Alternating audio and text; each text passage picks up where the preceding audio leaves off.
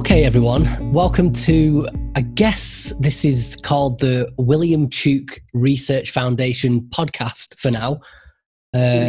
First episode, and okay, let's do a bit of backstory here. So my name's Danny Whittaker, and I'm one of the directors of the William Tuke Research Foundation. And so, in fact, Anna, you introduce yourself quickly as well, my co-director. Why don't we carry on with you telling us what we're doing here so people know what they're doing, what they're getting themselves into? Do a quick overview of what you're going to do, what you're going to say, what you're going to cover. I'm going to get to all that, but why don't you just introduce yourself first?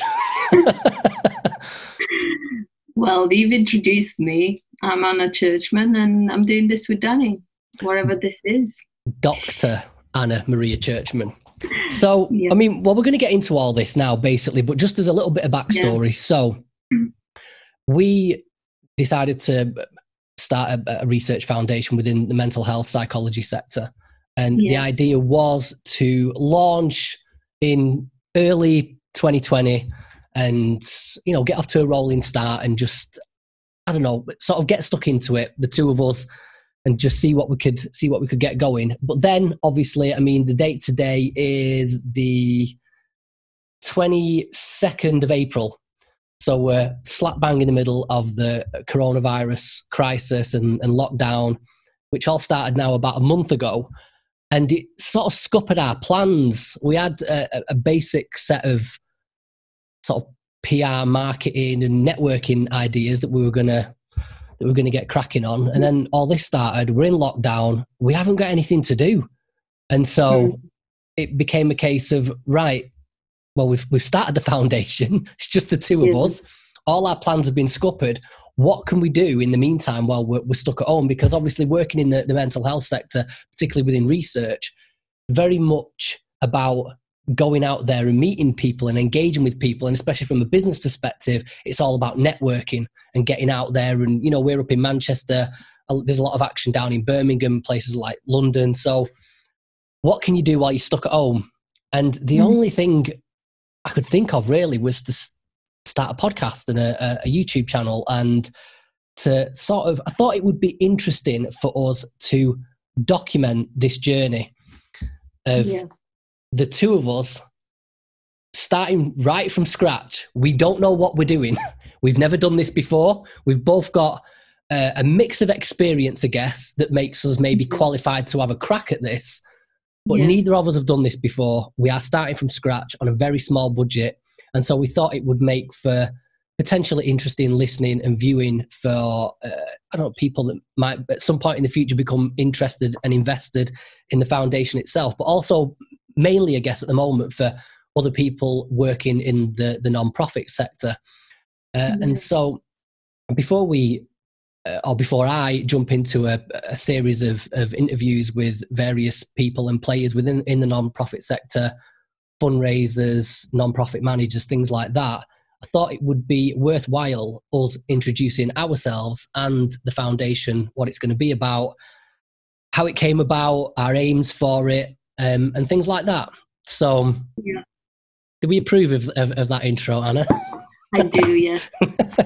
Okay, so let's make that the jumping off point. So, I've done. Let's start with you then. Tell us a little bit about you.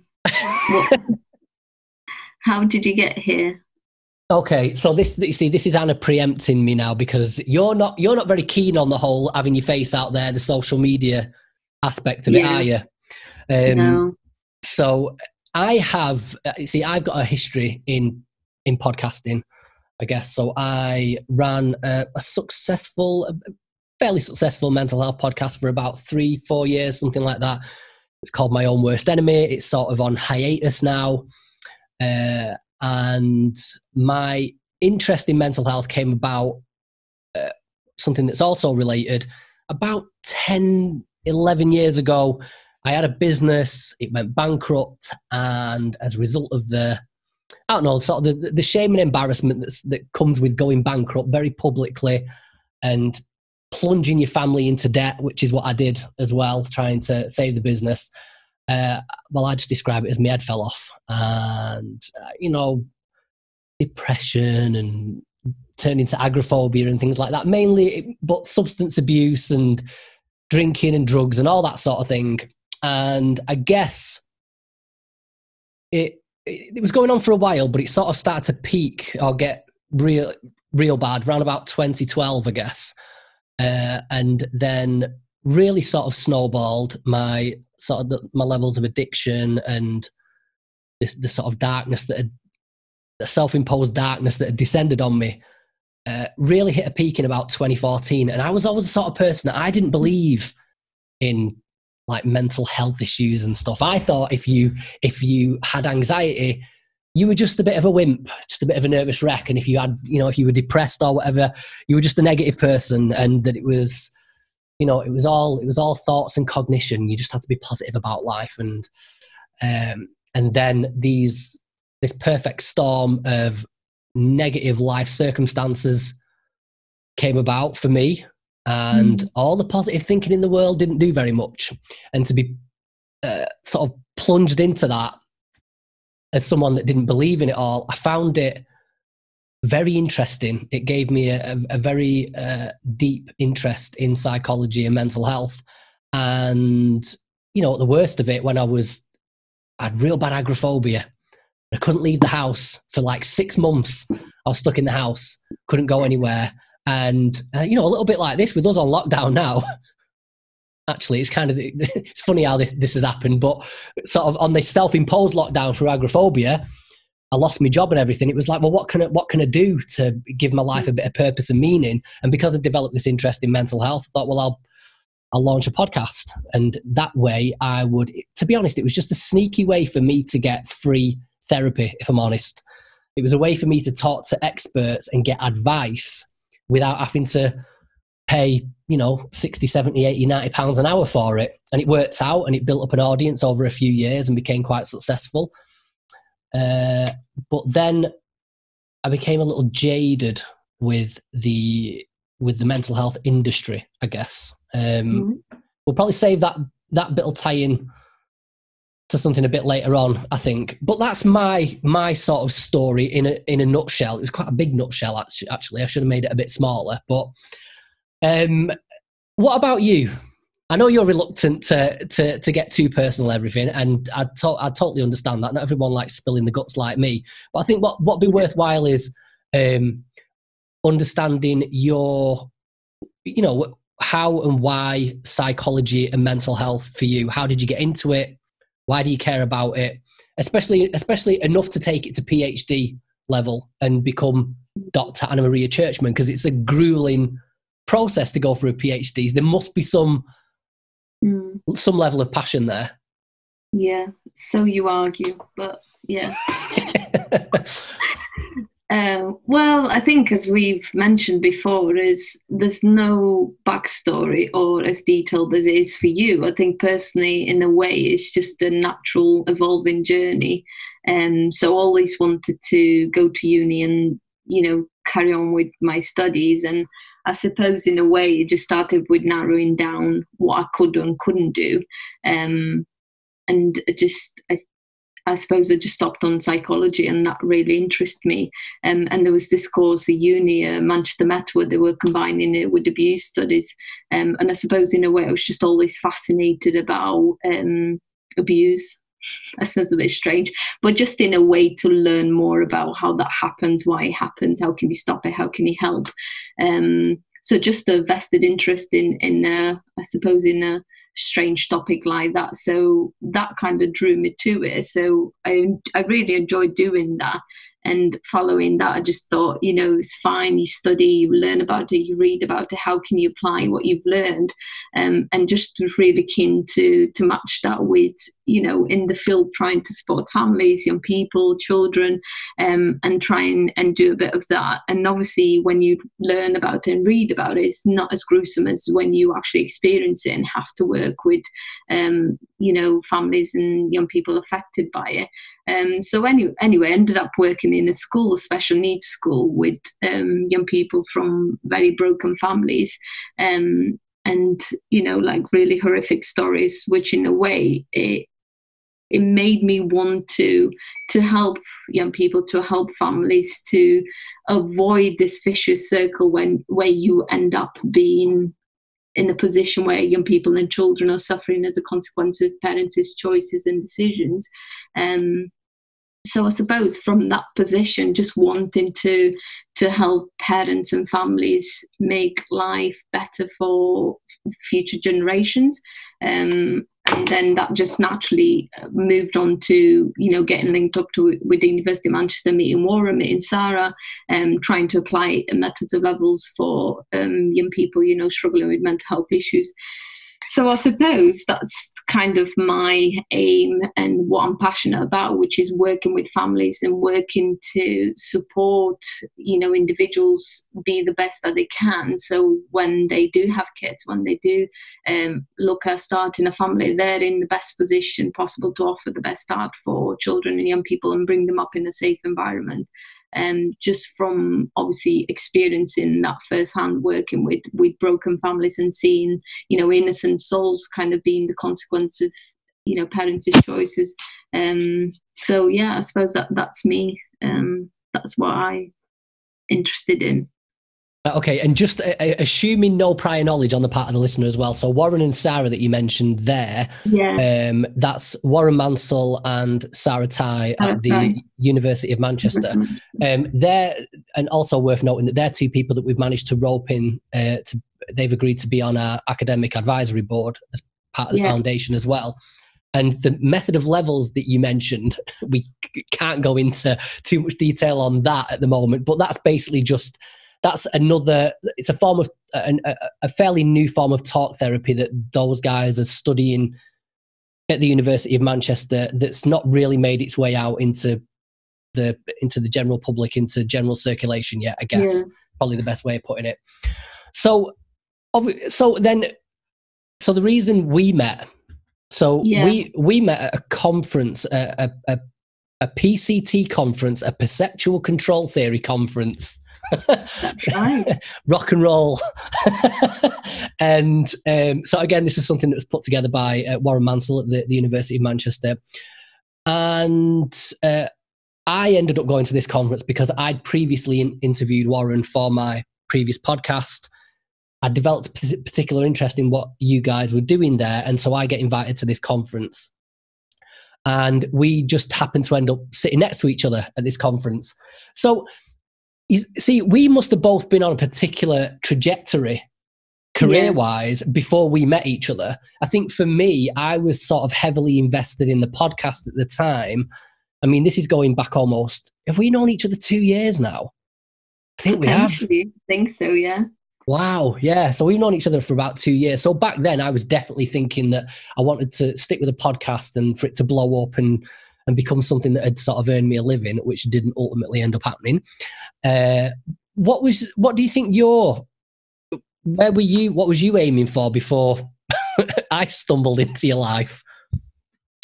Well, if you know me, you know me. I'm only thinking for today, so no longer term plans. I think just thinking about short term goals in terms of making sure complete the PhD and thinking what comes next, what's best to do next. Obviously, a huge dislike for trying to join NHS or anything like that. So always. Why though? Why a huge dislike for doing something like that? Well, I suppose from working with services in a way, you kind of, everyone talks about, everyone says, it's a big, giant, broken monster that doesn't work. Services are fragmented. People don't get the need that they entitled to. You always get people complaining, and it's by no one's fault. But then you wouldn't want to be part of that system where it's this culture of negativity, where people are just, the job becomes about filling in papers and people don't mean anything. They're just a number.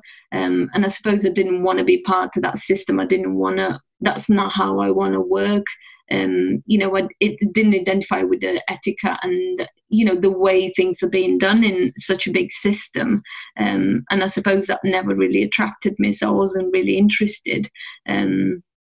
So I suppose I always was looking out for, something different, something that looked in a way that, meets a need that is not being, someone's not doing that already. There's not something out there that is answering that call in a way. So yeah, just doing things differently and looking at, yes, this is what's happening, this is what's been offered, but it's not working. What can we do differently? And I suppose from a position where you can afford to say, do you know what, I'm not just going to join the system because I have to, because this is the natural course where you finish your studies, you have to go into a job, you have to earn. It doesn't matter whether you enjoy it or not, whether you find it rewarding or not, you have to do it. So from a position where you could say, do you know what, my set of beliefs doesn't agree with what's happening in a system like that, whether it's corrupt, whether it's broken, whether it's not working, I don't want to be part of that. That's not who I am. And I feel that's a privilege to be able to say, I'll just sit back for a few months, think about what I want to do, look at what would suit me, what I would find enjoyable, and then launch myself into something. But I suppose at that time when we met, there wasn't any thoughts or planning about what's going to happen. And I suppose that kind of came in naturally after getting to know you, getting to know what you're about, what you stand for, the way you see, because obviously you've got first-hand experience of the services and what's being offered and how things are being done. And also because of your critical analytical mindset of the way you look at things and you pick them apart and you analyze them and you say, we don't take things at face value. We question everything. We look at it and we take it apart. And I like that because that's, what I stand for. I don't like to take things as they are presented and just, we have to question everything if we are to do things the right way, I suppose. So it just developed naturally to kind of understand that you're standing for the same things that I am, and thinking, you are thinking differently, you see things differently, you've got a first-hand experience of what's happening in the current services and how people are being treated and offered support, and to use that experience and think, can we do things differently? Can we think of a way that, things are not being done at the moment, but they could be done? So I suppose you started that conversation of, what can we do with what we know? Did it ever occur to you that you maybe start your own thing, or do you think you was more on the trajectory of working for? I know you say you don't want to get like caught in the system or anything, but is that looking like a more attractive prospect back at the time to maybe just go and start working for somebody else? Because there's a big difference between being employed and running your own business. Did that ever occurred to you, do you think, before that? I think I've always, even before starting the PhD, I've always thought about, I don't want to go back into working in any system, just from, experience and from learning the way things are being done. I don't feel I fit in the system. I don't fit in with the hierarchy, the way things are being run, the way things are being done. And I'm very black and white. I can't stand any grey areas. So when people would do stuff and then be able to justify it, still didn't make it right for me. If you've done something that way, it wasn't right in my eyes, it wasn't right. And I couldn't give 100% in that job anymore because I didn't believe in what we were doing. So I felt like for me, every environment or every employer where I'd go, I'd be able to find these holes and think like, well, I don't stand for what you stand for, and I can't work if you don't have the same, beliefs and ways of working that I do.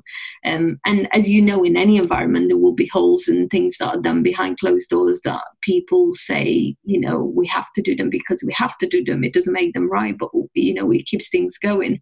And I suppose from that kind of perspective, that really put me off. And I thought, wherever I'll be doing, wherever I go into next, it's got to be something where I set the standard, I set the tune to how things are being done, and I'm happy with that accountability and transparency, because that's very hard to achieve in any organization, whether small or big. So yeah, I think I've always kind of wanted to do my own thing. I didn't know what that would look like, or whether it will be on my own or with someone, or what I would go for. But definitely, just because I'm, I suppose, picky in a way and just like so stubborn, wanting things my own way, I couldn't see myself fitting into anything else. One of the interesting things I think about this little venture is, it's one thing that we sort of got on with each other on a personal level. I mean, that's unusual for me for a start, because I'm not a very good social person in that sense. But I think what's particularly interesting about this little team is we are very different people, personality wise, background wise, everything. And I think it's a worthwhile question. You see, we both bring something different to the table. Like me, it's the lived experience. I'm not a fan of that particular terminology, but it's more than that. You're just saying that, but there's more than that. Because of that, you ended up doing so much reading and getting in touch with so many experts and people from various backgrounds. And I don't get me wrong. I'll toot my own on a little bit. I learned a lot over the course of doing the podcast. I went from being very, very naive about mental health and knowing almost nothing about it to being, I developed an interest in research methodology, particularly, and some of the philosophy of psychiatry and psychology as well. And so, after a few years doing a lot of reading on it, I know my stuff. I'm confident of it in that sense. But at the same time, especially with my backstory is one of, let's say it's lived experience, but it's it's drink and it's drugs, and I'll maybe talk about it another time, or people can go find it on the other podcast. But I've got a very sort of dark personal history in some of the jobs and I've been involved in and things like that. Now, that stuff is all out there in the public, and that sort of follows me. It's going to follow me around inevitably. I don't really care about that, to be honest. I wouldn't have put it out there if I was bothered by it. Another thing is I'm going to try and keep it to a minimum on this particular podcast, but I'm quite a sweary individual. Do you know what I mean? Typical working class chavvy guy. And you're not. I don't know if I've ever heard you swear. You're very well spoken, very articulate, and very what's the word? I don't know. Very professional, I think is the word I would give to you. But also with your history as well is one with a successful sort of academic career so far. You've got your master's, your PhD, and you've got a bunch of research papers that you're publishing that you've been involved in. And so from that perspective, it's obvious why, if you're going to start a mental health research foundation, it's obvious why I need you. Yeah. But it's not so obvious what the benefits are the other way around. You see, with the two of us, you offer a level of legitimacy, having the research background, and I suppose you could argue that I offer the lived experience perspective, which everyone likes to talk about nowadays in the mental health industry. And to sort of avoid saying, "Oh, Anna, pay me compliments, tell me why I'm worthwhile." I guess what's a more interesting question is whether you feel that there's any risk. Is there any risk to you personally, professionally, from that perspective? And do you think there's any sort of risk to the reputation of the foundation? I think, honestly, from people in various backgrounds with, tons of expertise and qualifications, you're probably the person that I trust the most. And I think that you're, the perfect person for the job, because it's not about your qualifications or, you blowing your own trumpet, but it's who you are and what you stand for. And I think that's more important than anything else. And, you meet people who on the paper look great, and then, you talk to them and you realize what kind of person they are. And I think for me personally, about, what's important to me, what I stand for, you in a way, you're just the right person for the job. You know your stuff, you've got experience, you've got knowledge, understanding, and you're exactly what I'm looking for in a partner in business. To be critical, to be pay attention to the detail, to question everything, and to have that passion and drive to bring about change, and not just go with the system because it's making money or is bring in the revenue or whatever because he meets your own goals. It's about doing the right thing, doing what's right, regardless of the consequences, whether that is positive or negative. And I think it's very rare to meet people like that. People, if it's going well for me, then I don't care about anyone else, or I don't care what I have to do. And often people just fall into that trap where you get caught up in this, way of doing things and thinking, and you kind of lose, that, I suppose, just the morals of doing what's right. And we just like that you just stand for, well, we'll do what we have to do as long as it's the right thing. And, if it works, great. If it doesn't, we'll just try something else. And yeah, that's what I stand for, and that's what I want to do. And, I haven't met anyone else that is like that. So, you just talking to you and getting to know you and seeing where you come from and being able to use what you've been through to now give it another go and say, do you know what, all that experience, I'm going to put it to use, and I'm not going to let it keep me down and, forever say, well, I made this mistakes and now, that's it. It's making it, work to your own advantage and saying, how can we use what I know, the experience that you have in business, and say, we build this up, can we be of use to people and, the community, the wider community.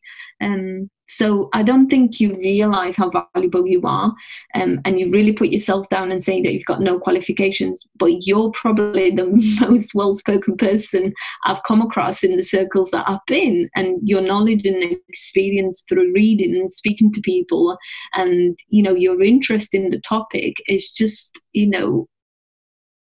it's got no equal. You don't understand because you've not been able to compare yourself with anyone else, and you think because you don't have the formal qualifications that it's disregarded straight away in terms of you're not even part of the race. But if you were to be in certain circles around in the university environment or any other environments, to realize the standard that you're at compared to other people, you would understand why it makes sense for someone to actually value you and say, you're a perfect candidate to start something, to do something together. Well, just to sort of throw this back a little bit then, I guess, you see, I think, again, this probably relates to why we do make a good team, because you're guilty of the same. You're guilty of downplaying the importance of having the university educated background and of having a degree and having the PhD after your name. Where I think, yeah. Do you know why? Because if you were to do it yourself, you'd see like, oh, is this all there is to it? It is hard work, but it doesn't take brains to do it. It's just a lot of tenacity and perseverance. So when I know how much it takes to do what I've done compared to where you're at, I just think like it doesn't compare to where you're at, what you've been through, and the stages that you're at, where you found the motivation and the drive to do this without any reward at the end of it. We do it on the university halls because we get paper at the end of it. But what have you done? What have you done it for? You have to agree though that having see, the one thing that you've done that I haven't is a university education, especially taken to PhD level. It gives you, you've got a systematic education, and you also learn a way of having a systematic approach to things. My approach to it has been very sort of, it's random, I guess. I'm picking up books randomly. There's no structure to my education, which makes me very much a sort of like a jack of all trades, master of none, I guess. But I just think that, so just so this doesn't turn into sort of a me and you sort of having a compliment battle, like the opposite of a rap battle. Instead of slagging each other off, we take it in turns to give each other great compliments. But I just think you have to admit, without you teaming up with me, a mental health research foundation is going to have no legitimacy, is it? I don't believe it would anyway. I don't think anyone would take it seriously if it was just me doing it, or me and somebody else who come from a similar background. Yeah, but I think you've got to look past, who we are as individuals, and look, towards, what are we looking to achieve, what do we want to do, because ultimately, we shouldn't be judged on who we are, or background or qualifications, but on what we want to do, what's our goal and aim, and how do we want to do research differently, and what does that look like, and what implications we bring to that, and what are we hoping to achieve? Because if we're just talking about, look at me, how great I am, I'm going to do this and that, it doesn't mean anything unless we're actually doing it. So I suppose for me, it's more about let our works talk for us, because ultimately, even if we're a nobody, but we're able to make a difference in one person's life, that's got to mean something for that person. And I suppose for me, that's all I'm about. I want to do something that would make a difference to families, young people, individuals, communities. And, if we could use our skills, our experience, our abilities to do that, if we can offer that, I'm all about that. That's what I want to do. And I suppose in a normal system, in a system that's already formed with so many rules and regulations and policies and procedures in place, we don't have that freedom to do that. So we're doing our own thing. We set the rules, we set how we're doing it, and if we can justify it and validate it and it's got meaning, that's all I'm about. I want to do something that makes a difference, and ultimately who we are and where we come from, is that going to play a role in it? Is that going to make a difference? We'll just have to see. I just want to make sure that what we do means something to someone. Yeah, I agree. I don't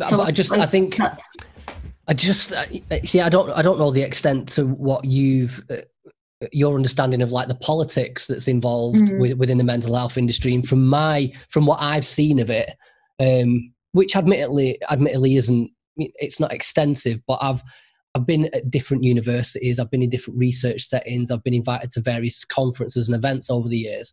And for me, it's, I do see a separate, despite this inclusion of people with lived experience, we want people with lived experience to be involved in research.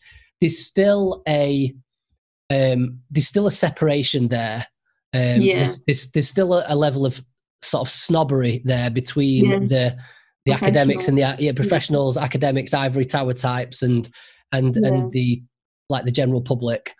And I do think there's a lot of politics involved in it, just from who gets to work with who and for what reasons. Nepotism, I guess, would be something that's sort of rife in the industry.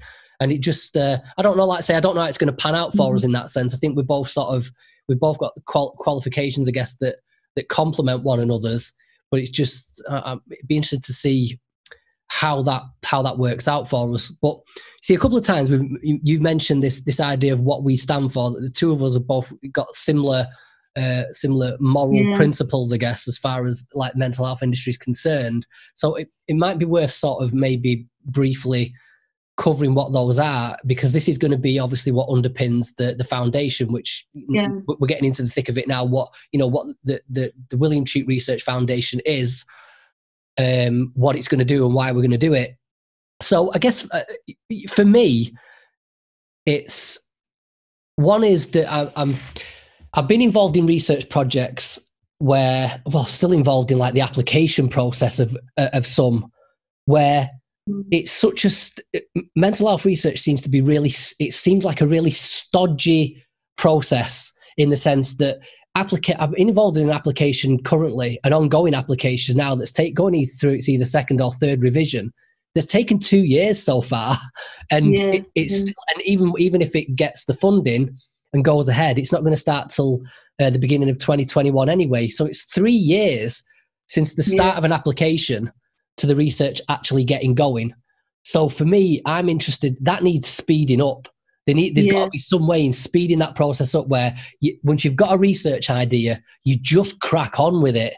And like you were saying, I think it's important to have a foundation that can do that. And when you're doing it yourself and you're not tied up in that same system, as long as we can come up with a way of getting the funds to do it, we come up with an idea, we get the funds, we can just crack on with it. I like that idea.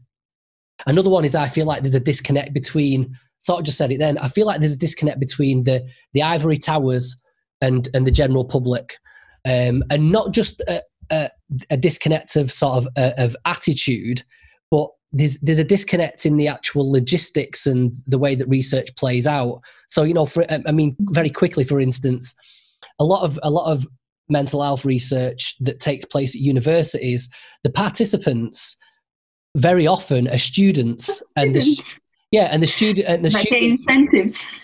The students from off the university campus. Now, you can look into the demographics of it in more detail, but let's just say, and as a generalization, that people that end up in university tend to come from some level of privilege, tend to be sort of lower middle class or middle class in general.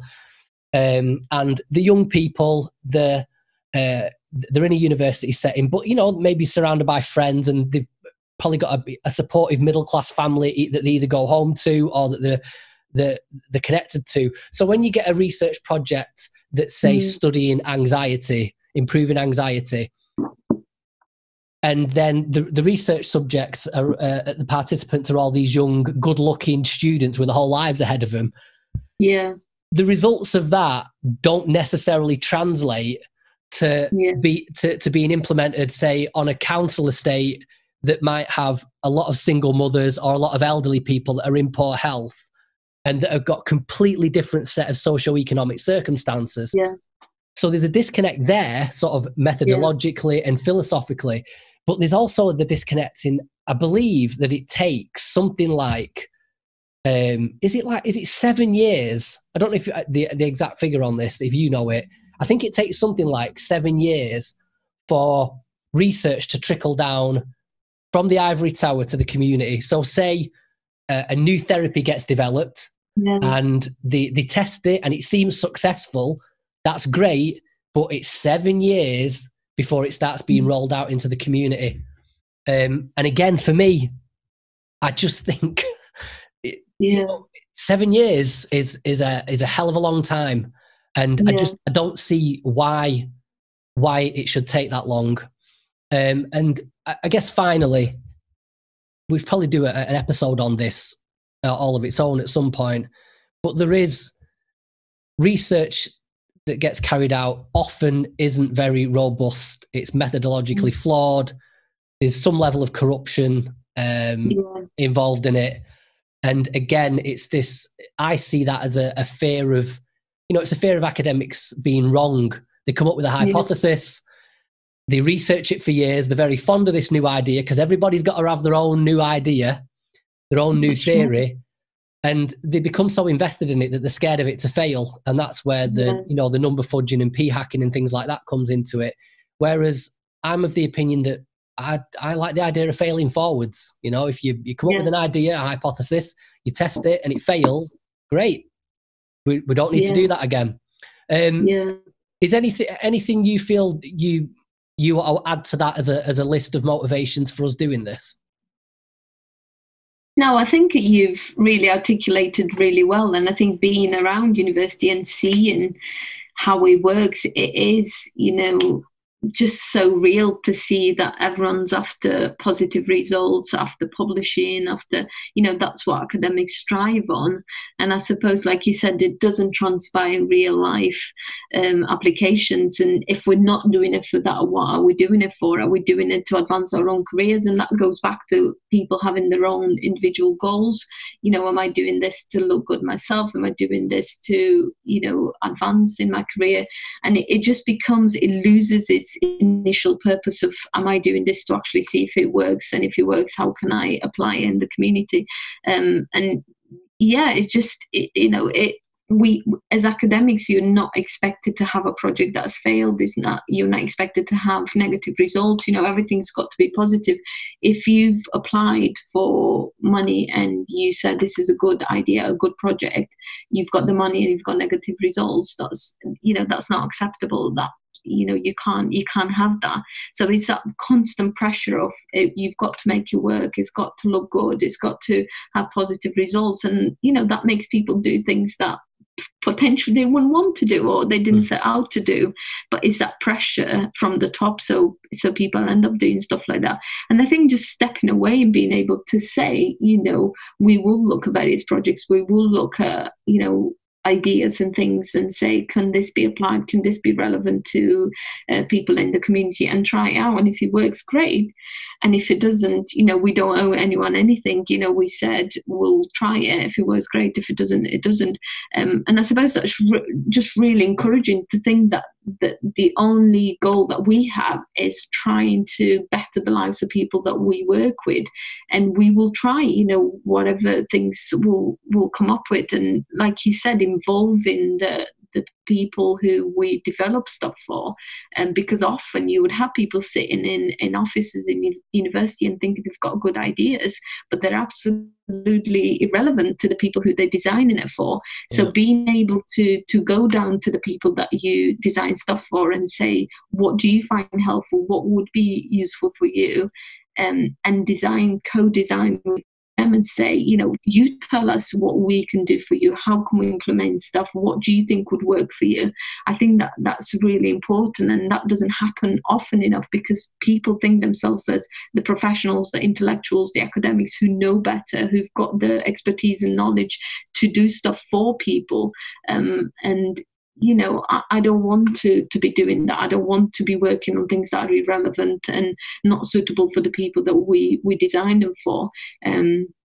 So just having that freedom to say, if we can fund this, if we can, in a way, find a way to be sustainable, to be able to run this project, to support the individuals in the community and come up with innovative ways to alleviate distress, whether that is psychological or emotional or whatever type. I think that's what I'm after. And, like you've mentioned, working with the people in the community, being part of what they're doing and how they're doing life, and saying, how can you do life better? That's what I'm about. And that's what I want the foundation to be about, to do things differently, where we don't have any expectations or any goals of, we need to make this much money or we need to publish this many papers. It's all about how can we make a difference for the people we work with.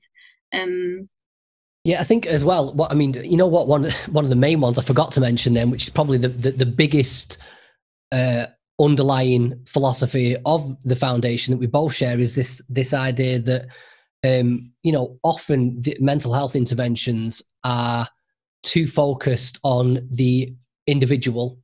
It's this idea of, getting people to try and change their thought patterns, change the cognitions, and which sort of, it puts the blame for a situation within the individual.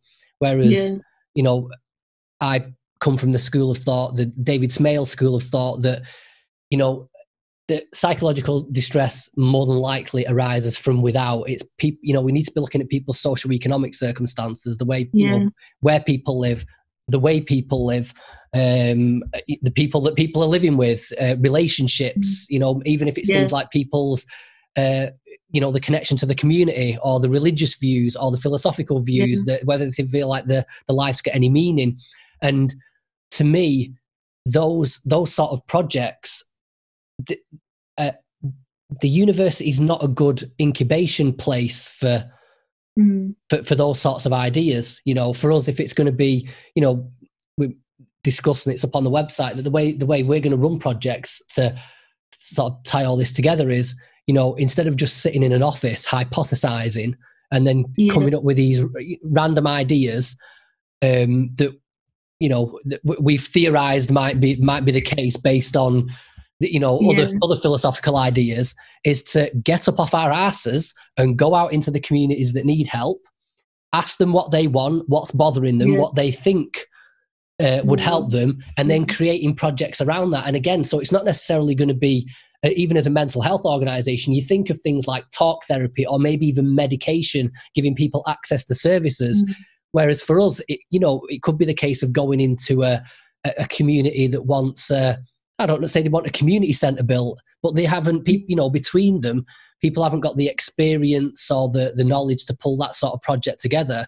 And it's for us to go in there and sort of facilitate that, and bring in the experts and the business leaders that can facilitate those projects. And well, I guess we've mentioned his name a few times, and we should probably actually fill people in on who William Tuke is. Now, I am going to do an episode dedicated to this because it's quite it's a long story. The guy's pretty fascinating guy with a long history. But so William Tuke basically was a guy who back in the late 1700s, anyone that was deemed insane or had mental illness or whatever, they had the asylum system. People were kept in asylums and, people were chained to the wall in straitjackets, and they were given all these weird treatments that were based on the four humours theory of mental illness, or this idea that I can't remember now, is it Hippocrates maybe, or the Roman physician Galen had this idea that there was four humours in the body, which are green bile, black bile, phlegm and blood, I think. And that if there was there was disequilibrium going on, that's what resulted in mental illness. Sort of strangely analogous to the chemical imbalance theory that started coming about in the 70s and 80s. And so they used to treat people by, doing things like bloodletting and giving people ice cold baths and forcing all these sort of horrendous treatments on people. And then this guy, William Tuke, comes along, and he had this crazy idea where he goes, you know what? I wonder what would happen if instead of chaining people up and whipping them and making them bleed and beating them, what if we were nice to them? What if we actually tried to be benevolent towards them? And so he founded this place called the York Retreat, which was a benevolent asylum, and people went there and they were treated well, and they were given meaningful work, and they socialized, and they were allowed visitors, and they went for walks in the park, and they were given good food, and they did exercise, and lo and behold, it proved quite successful. And so the reason we named the foundation after this guy is, one, the name wasn't taken by anybody. He seems to have been a personality that's sort of fallen out of favor. He's not part of I'd never heard of him and I did a big long episode on the history of mental illness for the previous podcast. He never came up, and so he's not sort of this forgotten figure a little bit.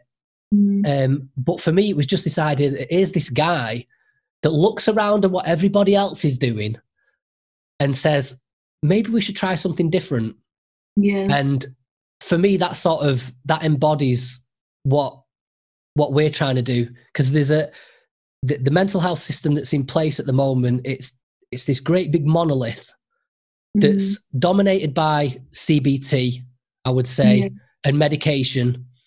And there's these other sort of therapies that are on the periphery of it. But in the health system, CBT is the big one. And the idea of looking, even though I think a lot of practitioners do take people's socioeconomic circumstances into consideration, they don't do anything about that side of it. So it's like, we acknowledge it, we acknowledge that people's life circumstances might be a contributing factor towards depression or whatever, but still we give you CBT. And I just think there needs to be an organization that comes along and does something a bit more ambitious than that. And that's I guess where that's us, hopefully. So I guess that's plenty for people to get started with. One final question though, Anna, is I wonder, this is a bit of I guess it's a point of paranoia for me. So after, me, always rambling on about this business failure I had, and it's the thorn in my side, and I still carry it with me to this day. And I've never quite had the guts to be ambitious enough to start a new business or a new venture because I'm worried about it failing. And then we meet each other and decide something about this project has made me think, all right, and it's been 12 years now or whatever it is, let's give this a go. I think I'm ready again. But the fear of failure is still there for me, definitely. And when I'm sometimes in two minds about it, where I think, you know what, I have this new organization that comes along and does things differently. Surely that can make an impact, and surely there's enough people out there that are interested in these new considerations about mental health that we can we can build something out of it. But then, like I've just said, at the same time, I feel like there's this big, powerful, it is stodgy and it's not great, but it is powerful. It's a powerful paradigm. It's a powerful set of organizations that sort of control this sector. And part of me wonders whether, you know, for all it being like an inspirational message and an idea of this Tukean idea of let's look around at what everyone's doing and see if we can do it differently. It's a nice idea, novel research, but I still question whether anyone's going to take it seriously. Yeah. And I just wonder what you think about that, especially as someone that's got a more, like we say, like a more structured and traditional insight into the way the system works a little bit. How are you are you optimistic or pessimistic about that?